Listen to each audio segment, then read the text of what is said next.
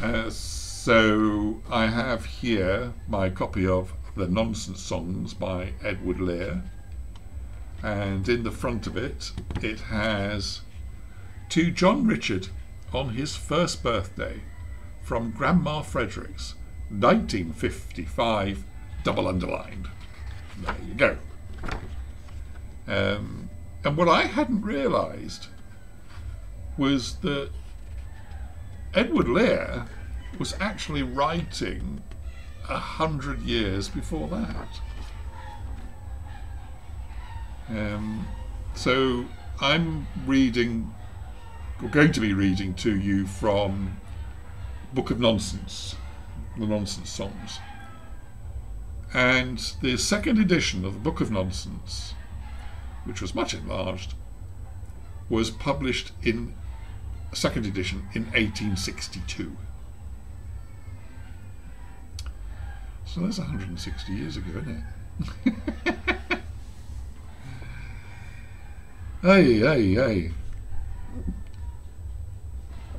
Anyway, to what it is that I want Rowan to become familiar with, because I loved it. It's quite funny reading this because I can still hear my grandmother, my grandma Honey, reading it to me, and I must admit though I don't read it in quite the same way. But there you go. So sometimes if I seem to do odd things, it's because there's me and there's Grandma, Grandma in my ear. Anyway, the Jumblies. They went to sea in a sieve. They did. In a sieve they went to sea. In spite of all their friends could say, on a winter's morn, on a stormy day, in a sieve they went to sea. And when the sieve turned round and round, and everyone cried, "You'll all be drowned!" they cried aloud, "Our sieve ain't big. We don't care a button. We don't care a fig. In a sieve we'll go to sea." Far and few are the lands where the Jumblies live. Their heads are green, and their hands are blue, and they went to sea in a sieve. They sailed away in a sieve, they did. In a sieve they sailed so fast, with only a beautiful pea-green veil tied with a riband by way of a sail to a small tobacco pipe mast. And everyone said, who saw them go, "Oh, won't they be soon upset, you know, for the sky is dark and the voyage is long. And happen what may, it's extremely wrong in a sieve to sail so fast." Far and few are the lands where the Jumblies live. Their heads are green and their hands are blue, and they went to sea in a sieve. The water, it soon came in, it did. The water, it soon came in. So to keep them dry, they wrapped their feet in a pinky paper all folded neat, and they fastened it down with a pin. And they passed the night in a crockery jar, and each of them said, "How wise we are, though the sky be dark and the voyage be long, yet we never can think we were rash or wrong, while round in our sieve we spin."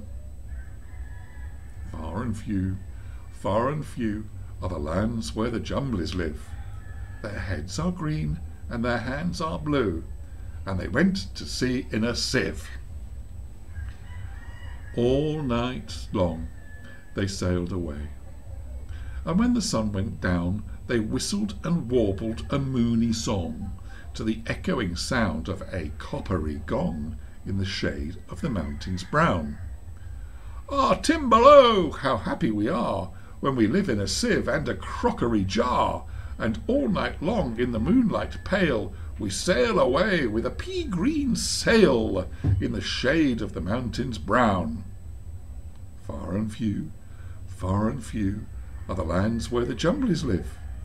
Their heads are green and their hands are blue, and they went to sea in a sieve. They sailed to the western sea, they did, to a land all covered in trees. And they bought an owl and a useful cart, and a pound of rice, and a cranberry tart, and a hive of silvery bees. And they bought a pig, and some green jackdaws, and a lovely monkey with lollipop paws, and 40 bottles of ring-bo-ree, and no end of Stilton cheese. Far and few are the lands where the Jumblies live.